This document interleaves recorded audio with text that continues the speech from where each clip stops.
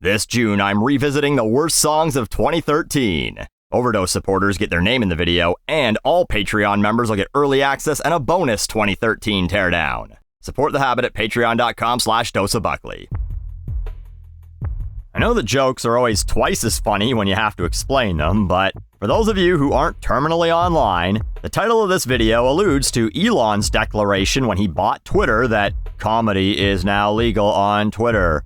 He then personally banned a guy for replying, "My wife left me," with their name changed to Elon Musk (real). Banned another guy for calling him Sissy SpaceX, and more recently acted like a wet diaper over The Boys finale parodying him. Homelander kills a billionaire with 17 kids by flying him up into space and leaving him there. He once famously declared, "If you were unfairly treated by your employer due to posting or liking something on this platform, we will fund your legal bill. No limit. Please let us know."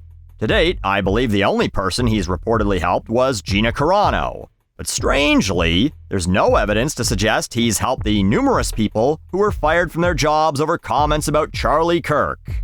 Yes, we're still talking about the podcaster who was martyred last year, Bette Midler style. From a distance.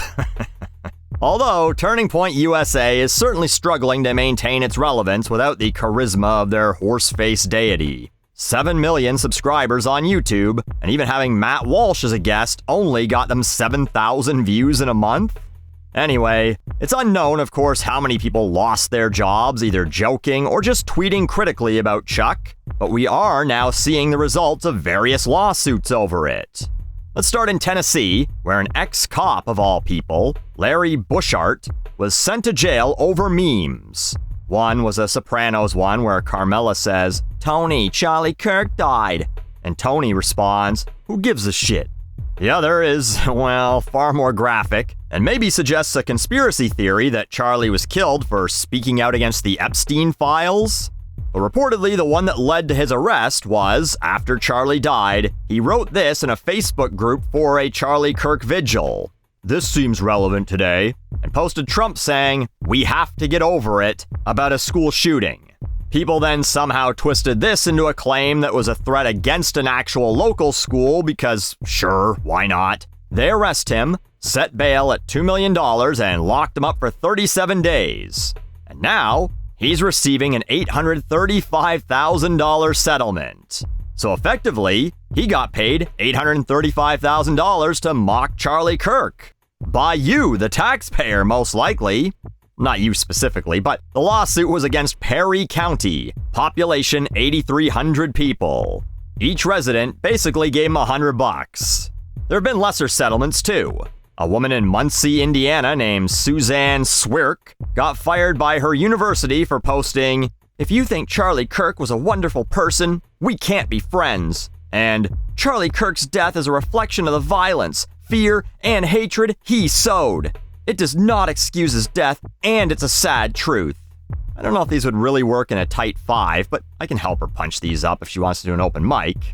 No, these weren't jokes. These were just earnest thoughts, but she got fired. The university, dumb fucks that they are, gave this as the sole reason for her being let go. She sued and won $225,000. You never give a reason, especially in Indiana. It's a right-to-work state. Far as I could tell, she was not in the union. They handed her the win. Their football team must also handle HR. They love to lose so much. These keep going.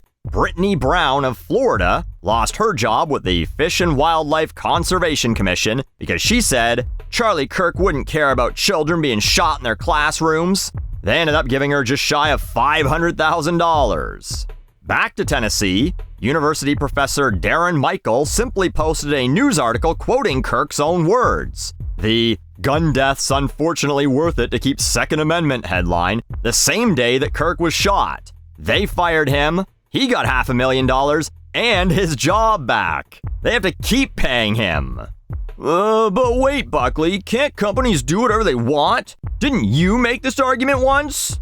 Probably. I've made over 1,000 videos now. Fucked if I remember them all. But in all these cases, they were government agencies. The universities were state-funded, the fish lady worked for the state.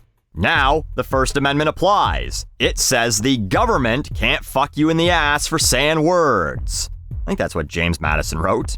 So there's still probably tons of people who got let go from their jobs for this that aren't going to get shit. Sorry, these lawsuits won't set a precedent that nets you $500,000 because your right-wing manager at Steak and Shake didn't like your Charlie Kirk meme saying his pronouns were was-were. No, if you want to make jokes about whatever you want while working for a private company, then all you need to do is spend like 10 or 20 years doing stand-up until you get featured on Netflix. Fuck, I'm so good at segues.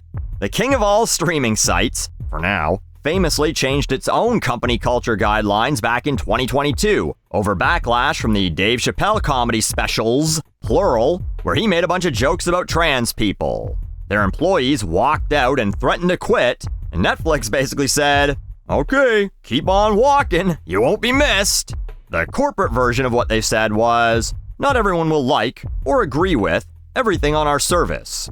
We let viewers decide what's appropriate for them, versus having Netflix censor specific artists or voices. If you'd find it hard to support our content breadth, Netflix may not be the best place for you." And so, I imagine this was tested once again during the roast of Kevin Hart, which took place in mid-May, and is still generating stories. 2 jokes from it got a lot of press over how disgusting they were. First, Tony Hinchcliffe, host of the popular among people with Punisher stickers on their trucks podcast, Kill Tony. He ended his set by saying, "You've done good though, Kevin. The black community is so proud of you. Right now, George Floyd is looking up at all of us, laughing so hard that he can't breathe."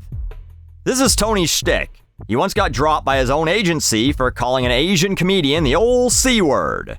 No, not the one the British love, the CH one. Clearly didn't hurt his career that much. Again, he's on Netflix in 2026. And he did stand up at a Trump rally where he called Puerto Rico a floating island of garbage. So you know what you're getting when you hire him. In fact, Kevin said he wasn't surprised by the joke, and while he didn't think that the joke was tasteful, he said that Tony arguably had the best set or one of the best sets. On the same show, Shane Gillis said, "Kevin is so short, you'd have to lynch him from a bonsai tree."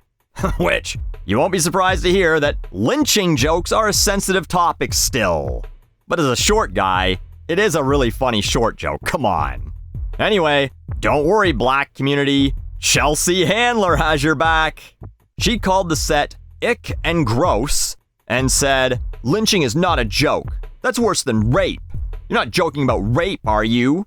I mean, I would almost guarantee both of them have at some point." The Hollywood Reporter reached out to Gillis regarding Chelsea's comments. You know how these news sites basically always say, "We have not received a response at time of publication," or whatever they say? Gillis actually responded. "This is a big moment for Chelsea.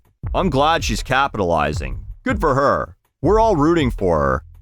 Anyway, come see me July 17th at the football stadium in Philly."